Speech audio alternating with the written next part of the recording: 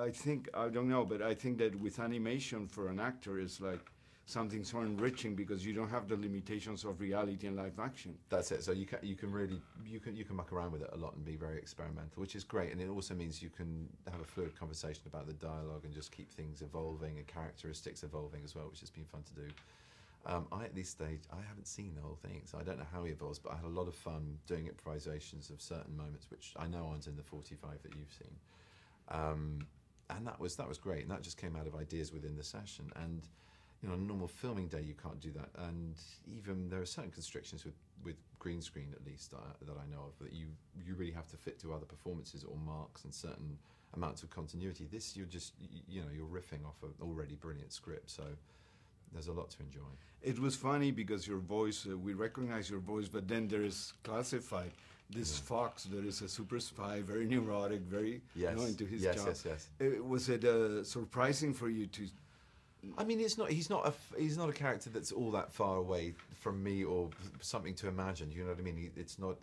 I mean, he's a different species, obviously, and he's a wolf. I've been told, not a fox. Just to straighten that one out. But he, you know, he's a cool customer who gets his comeuppance by being a little bit too cool. You know, his pomposity fires back on him, and all his professionalism becomes very amateur, and he needs the penguins. And you know, he's sort of a straight guy to their funny to begin with, and then I think it evolves that when they join forces and you know really have to tackle the evil at large in the world in the shape of Dr. Octavius Bryan, they kind of they work really well as a complementary team. The sort of organisation and slickness of the North Wind, and then the out chaos of the penguins. But they're brilliant, the penguins. Penguins and other animals and species are endangered.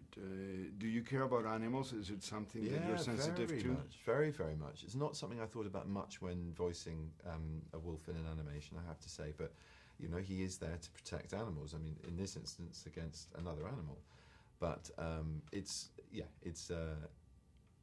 a hugely important part of celebrating any kind of animal life, whether it's animated cartoon fun in a film like this, or whether it's documentaries or the news. You know, it's a huge part of. We couldn't exist on this planet unless we had an ecosystem full of animals. And you're right, a lot of the species featured are increasingly under threat. You seem to be doing a lot of work. Yes. How do you deal with it, and do you ever have any time off? Yeah, always have time off. That's how I deal with it. And no, it's all fun stuff and very varied. So yeah, I keep my slate kind of interesting, and I'm happy. Do you think it's easy to find happiness, and if you have found it, or satisfaction?